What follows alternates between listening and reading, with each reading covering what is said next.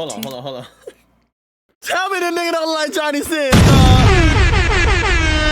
me the nigga don't like Johnny Sins, I've been off these drugs, can't get away. Might call me a dog, might cop an A. Stop calling it love, these niggas fake. Said, baby, I know how it go. Yo, what's going on? It's your boy CamBeenFyee, aka man, and we're back with another YouTube banger, you feel me? Today's video, we're gonna watch some true crime documentaries, man. The video we're gonna watch today is From Secret Affair to Murder, the case of Jennifer Gledhill. I think that's how you say the bitch last name, I don't know. If y'all are new to the channel, man, make sure you hit that like, share that comment, that subscribe button, and make sure you turn on the post notifications to know when we drop a banger, because if y'all haven't did that, the fuck is y'all niggas doing real shit. Y'all finna make a nigga mad. I'm gonna get mad every time I say this, and I know that y'all niggas is not following y'all niggas some fuck niggas. Real shit. And if y'all haven't followed the Twitch, make sure y'all follow the Twitch, man. But without further ado,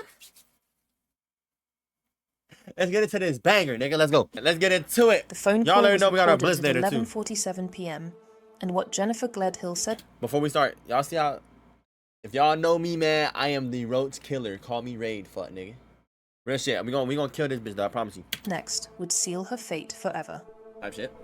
On September 28th, Jennifer Gledhill called police to report her husband, Matthew Johnson, missing. The disappearance of Matthew Johnson, a Utah father and husband, and the arrest of his wealthy wife, Jennifer Gledhill, for first-degree murder. First degree? Damn! Been in our home before, and Cottonwood police, why? And then it turned out that she's responsible for his death. It was shocking, frankly. Jennifer Gledhill, let's go. Hi everyone, Hey. my name is Sophie. What's up, Sophie? And today we're going to take a look at another horrible case with you. Jennifer Gledhill and Matthew Johnson seem to have... I ain't gonna lie. If Jennifer didn't kill that nigga, I would've crushed. You baby? Alright. Have it all. Living in their $1 million home in Cottonwood Heights, Utah. Damn, money. They appeared to be the perfect family. Damn, A devoted military husband. Nah, and a imagine caring that shit, mother. Imagine having 3 kids. And you imagine being those kids knowing that your mother killed your father, cause that's fucking insane. Raising their 3 children, aged 11, 7, and 5. Already, bro, these ads are insane. Matthew, 51, was a respected member of the Utah National Guard's 19th Special And he was part of Forces National Group, Guards? That's a Green crazy. Beret Nigga, who had served his... You trained for this shit, nigga? You let your wife snake you out like that? You gotta keep your head on the swivel 20. You can't trust these hoes. You gotta keep your head on the swivel 24/7, nigga. country with honor for over a decade. His fellow soldiers described him as brilliant, reliable, and someone you could always count on for answers. Not brilliant enough, nigga. Jennifer, 42, was seen as a devoted mother and supportive military wife who many of Matthew's friends described as nice, kind of a homebody. The family lived quietly in their upscale neighborhood, and to the outside world, everything seemed normal. But beneath the surface of this seemingly perfect marriage, cracks had begun to form months earlier. The couple had been considering divorce since July 2024, and court documents revealed a highly dysfunctional relationship that had been deteriorating for some time. In August 2024, Jennifer filed for a temporary protective order against Matthew, claiming she needed protection from her husband. However, when the case went before court, the judge made a decision that would prove to be fatally significant. 3rd District Commissioner Russell Minus examined the evidence Jennifer presented and found that the videos she submitted actually showed her as unafraid and equally confrontational toward him. The commissioner noted that text messages from Jennifer to Matthew were repeatedly berating, belittling, and demeaning, if not outright attempting. I don't know why women do that. They want to hit a nigga where it hurts. They want to kick a nigga in the nuts. They want to kick a nigga when they down. They love belittling niggas, cause that's a women thing, cause they love belittling niggas. Like, nigga, you ain't shit, man. What the fuck you mean I ain't shit? Yo, dead little bit. Like, what? You got me fucked up. To goad him into a violent response. On September 16th, 2024, just days before the tragedy that would shatter their family forever, damn, for real, fact. Commissioner Minus dismissed the protective order, ruling that no abuse had occurred. He wrote something that now seems hauntingly prophetic. The conduct of the parties over the past several months is representative of a highly dysfunctional marriage, bringing out the worst in the parties. Clearly suggestive that an action for divorce should have been filed long before reaching the current state of affairs. Okay, thanks. What the commissioner didn't know was that Jennifer had already made a decision that would ensure divorce proceedings would never be necessary. Damn. In the weeks leading up to September... Hold on. Tell me the nigga don't like Johnny Sins, dog. Tell me that nigga don't like Johnny Sins, dog. Tell me that nigga don't like Tell me that nigga don't like Johnny Sins, cause that nigga look like Johnny Sins, cause that nigga, that's probably why she was mad at the nigga. Probably slanging dick on all the hoes, now your ass mad. You shouldn't have belittled a nigga. 2024, Matthew's behavior began to change dramatically. According to his friends, Jennifer's erratic behavior had become so disturbing that Matthew spent much of the final weeks of his life sleeping at a National Guard facility out of concerns about his safety. See, at that point, cuz, y'all, fun fact for the niggas that didn't know, I switched high schools because they had a criminal justice program. If they didn't take criminal justice out, cuz, I probably would be up there doing some fucking detective shit, cuz. I probably wouldn't be smoking. I'm lying. Kind of. I went to school to be criminal justice, cuz there's so many, like, she was trying to get a divorce, the divorce wasn't going in her way, and she was threatening the nigga. Cuz, that's like perfect cause and effect, nigga. You should put that bitch on motherfucking house, like, do something, bitch. Everything was there. In one of his last conversations with his longtime friend, retired Utah National Guardsman Kevin Thompson, Matthew had really come to the conclusion that a divorce needs to happen, and it is time to move on. But Matthew never got the chance to move on. What Matthew didn't fully realize was... Now he look like George St. Pierre, cuz. This nigga's shape-shifting, cuz. The reptilians, cuz. If y'all know, y'all know. See, my dog Vari on one. That nigga changed it, cuz. That's George St. Pierre, my nigga. That Jennifer had been living a double life. She was having an affair with another man, someone who would later become the key to the entire case. This wasn't just a casual fling. It was an intense relationship that consumed Jennifer's thoughts and emotions. On September 19th, 2024, just 2 days before the murder, Jennifer showed her lover something that should have been a warning sign. She displayed a loaded gun to him, a Glock 19X that she kept in her home. At the time, he probably thought nothing of it. After all, many military families own firearms. Yeah, they got motherfucking yappas on them. But prosecutors would later reveal that Jennifer had been calculating and methodical in her planning.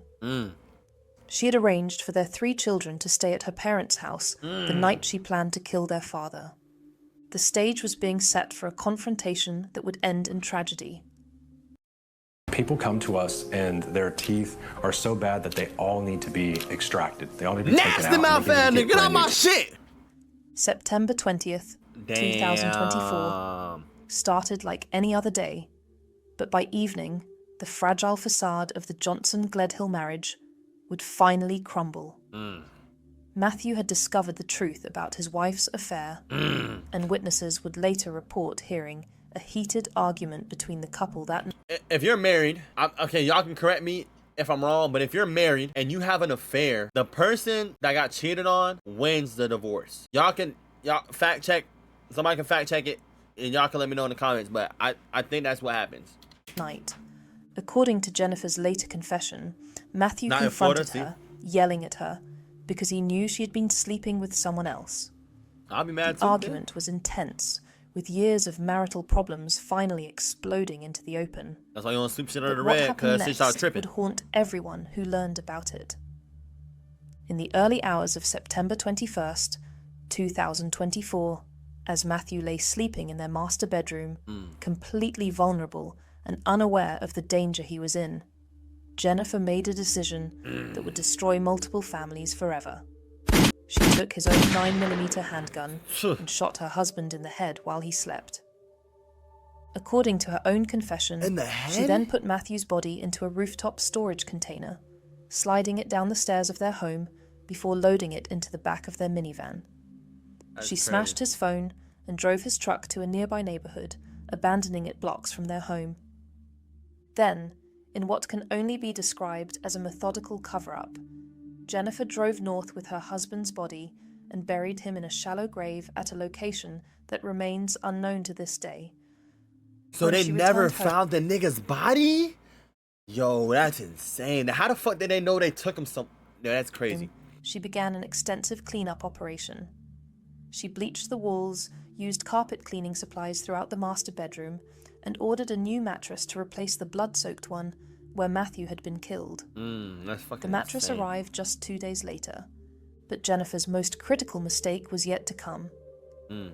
On September 22nd, just before midnight, Jennifer showed up at her lover's home and made a confession that would ultimately lead to her arrest. Oh, She the nigga told him snitched on her. how she had killed Matthew, how she had disposed of his body, and how she had cleaned up the crime scene. I ain't gonna lie. If I was talking to a girl and she cheating on her nigga and she ended up knocking the nigga off and she tell me, I'm snitching. I'm snitching. I'm gonna be 100% honest, but you ain't gonna line me up. You ain't gonna put me on a shirt, but you got me fucked up. The man noticed bruises on Jennifer's body during their conversation, and when he asked about them, she casually explained that she had gotten them Nigga, I ain't gonna lie, I'm fried. What the fuck did I think that was? Nah, I'm tweaking. while See? burying her husband It's like watching a scary and movie. cleaning the house of evidence. Her lover was terrified by what he had heard. This woman he thought he knew had just confessed to cold-blooded murder with an almost casual demeanor. The truth Didn't was even about bother to her. come out, and it was worse than anyone imagined. Jennifer's lover was so disturbed by her confession that he decided to record their next phone conversation. When he told Jennifer that he was frightened by what she had told him, her response was chilling and would become one of the most haunting pieces of evidence in the case. "Wow, if you think I could even hurt a fly," she said.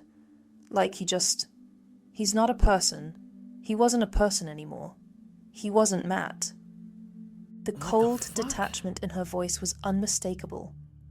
She had dehumanized her husband so completely that his death meant nothing to her. Wow, these bitches ain't But shit. Jennifer's disturbing revelations didn't stop there. When her lover asked if she would be afraid if the situation were reversed, Jennifer replied, "Not if I deserved it. I always she lost her preached that I fucking was like mind, the man. Queen She- of Hearts in she my lost her past marbles, lives, cuz, real because shit. I'm like off with their heads. I'm like, if we could just round up the scum of this earth and put them on an island, or Nah, just she kill them looked all, kinda throwed, I I ain't could gonna lie. shipshape this country Fuck back to no. a good place." Yeah, she was on. Jennifer she probably also on, like, asked her lover crazy shit. She not probably to on think drugs. of her as a monster and to remember who she was before she opened her mouth. The irony was not lost.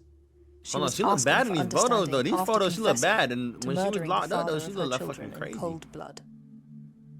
What made this conversation even more significant was that it took place before Matthew was officially reported missing. Jennifer was already referring to her husband in the past tense, even though no one else knew he was dead. 6 days after her confession to her lover, Jennifer finally reported Matthew missing to police. She told them that Matthew had said he would be gone for a week and told her not to call him. Meanwhile, the Told him Utah not to National call. Guard had already begun searching for Matthew when he failed to report for duty on September 23rd. Dumb bitch. But unbeknownst to Jennifer, her lover had been collecting evidence against her. He had taken screenshots of their text messages and recorded their phone man, that's why you got conversations. bros before hoes, On real shit. October 2nd, even know the nigga. 2024, he finally contacted police with information that would crack the case wide open. Yeah, that nigga. What happened next would shock even the most seasoned investigators. What happened? When Cottonwood Heights Police executed a search warrant on the Johnson-Gledhill home on September 28th, they discovered a scene that told a very different story than the one Jennifer had been telling. In the master bedroom, investigators found a large blood-stained spot in the carpet underneath the bed. Blood was also found on the bed frame slats, which corroborated exactly what Jennifer had told her lover. The house reeked of bleach, and there were reddish-brown spots on the walls, bed frame, and blinds. That's fucking insane. Most That's tellingly, crazy. the mattress in the bedroom was brand new. Phone records would later show that Jennifer had ordered it on September 24th just 3 days after the murder, and it had Oh. been delivered 2 days later. During the investigation, police also discovered GPS data from Jennifer's phone showing her movements on September 21st and 22nd. Wait, so The why can't they data find the body showed though? her travelling to the location where Matthew's truck was found at around 6 a.m. and later tracking her journey north toward Davis County, exactly where she claimed to have buried his body. On October 2nd, 2024, armed with the recorded she rocking some confessions and physical Birkenstocks. evidence, police Okay, ho, I see arrested you. Jennifer Gledhill on charges of first-degree murder and obstruction of justice. Obstruction of justice. But the Got her, investigation dumbass. was far from over. On October 24th, 2024, Jennifer's parents, Thomas Gledhill, 71, and Rosalie Gledhill, 67, were also arrested and charged with 4 counts of obstruction of justice. Police fuck did they do? discovered that the couple had spent over 5 hours at Jennifer's house in late September, despite initially claiming they were only there for less than an hour to pick up clothing. Investigators found that Rosalie had purchased the new mattress and had her phone remotely reset, losing all data about her whereabouts during the cleanup period. When police questioned Thomas about the master bedroom and alleged cleanup, he told them, "I did not go in where the incident happened," inadvertently revealing knowledge He of a knew crime there. scene. He knew that was there. Okay, During the look. search of the parents' home, police found a Glock 19X gun box wrapped in a child's onesie inside a plastic tote near Jennifer's bedroom. Then why do you The keep that container evidence? matched Stupid ass. the description of the gun Jennifer had shown to her lover on September 19th. Stupid ass hoe. The family had tried to cover up the perfect murder, but their web of lies was quickly unraveling. Unraveling because y'all dumb as hell. Months have passed since Jennifer's arrest, but Matthew Johnson's body remains missing. That's tragic, man. Extensive search efforts have covered multiple counties, extending from Davis and Weber counties all the way to Box Elder County near the Utah-Idaho border. Look, no bullshit. I don't know where they checked that, but all this look crazy. I ain't gonna lie. All this look like a lot of places you can hide shit at. Just in this general area, you can just hide a lot of shit here. Just look at all these fucking mountains. You tell her she probably climbed up one of them goddamn mountains and put that nigga on the mountain and let that nigga just rot. Shit's crazy. Over 70 searchers have participated in the ongoing efforts to find Matthew, including law enforcement, volunteers, and Matthew's own military friends who have organised their own search parties. As his friend Kevin Thompson said, the fact that the search is now in its 5th month keeps them up at night. Yeah, that's John tragic, Hash, bro. Matthew's fellow Green Beret who served with him for 12 years, has been frustrated by the ongoing search efforts. He said, Still searching for the nigga. "Having had Jen in our home before, you know, breaking bread with them, it turned out she's responsible for his death. It was shocking, That's fucking frankly." insane. Cause imagine having that shit. During like, recent your court homeboy got a hearings, girlfriend. prosecutors revealed that a vehicle cool storage with the container girlfriend, cool, had but been she found knocked your nigga floating in off. water, and it contained Crazy, man. Johnson's blood inside. This discovery provided additional physical evidence linking Jennifer to the crime, but Matthew's body still hasn't been recovered. The search continues to expand across northern Utah as investigators follow every lead, hoping to finally bring Matthew home to his family. Facts. They were about to discover a secret Jennifer had hoped would never see the light of day. That nigga's Jennifer on one. Gledhill has pleaded not guilty to all charges against her.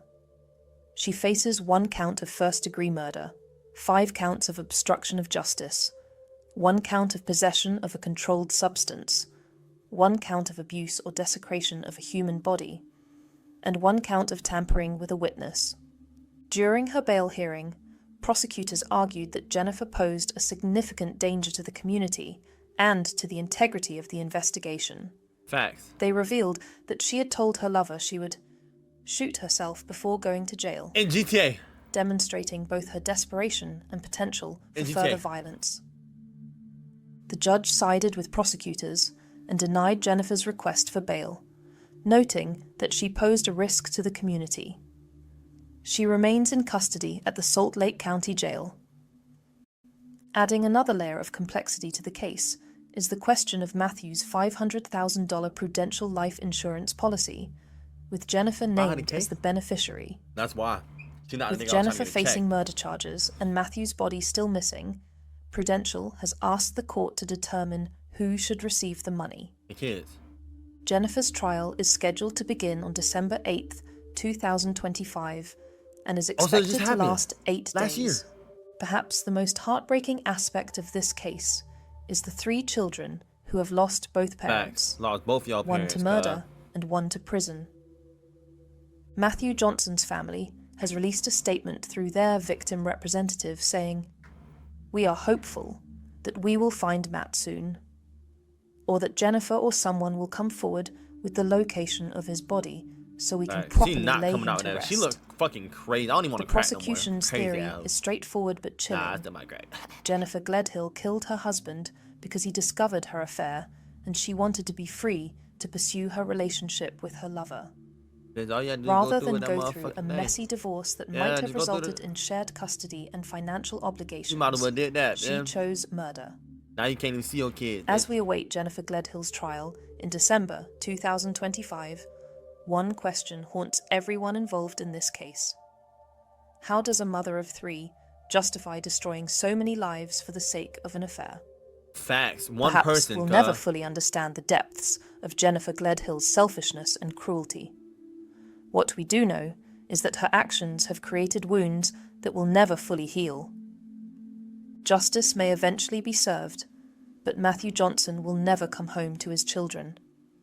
And somewhere in northern Utah, a devoted father and soldier lies in an unmarked grave, waiting for someone to finally tell the truth about where he can be found. I ain't gonna lie, y'all. That shit wild, bro. Like, there's no way that you gonna knock your nigga off. Knock the nigga you married to. You have 3 kids by the nigga. You just gonna knock him off like that? Over a divorce? Over a divorce? Nigga, you got Johnny Sins and George C. Pierre and one nigga, cuz you gonna kill the nigga? I ain't gonna lie. That is crazy. Like, now you're not gonna be able to see your kids. Your kids are gonna grow up without a daddy, and they're gonna grow up without a mother. Like, if y'all enjoyed the video, man, make sure that like, share that, comment, that, subscribe, man.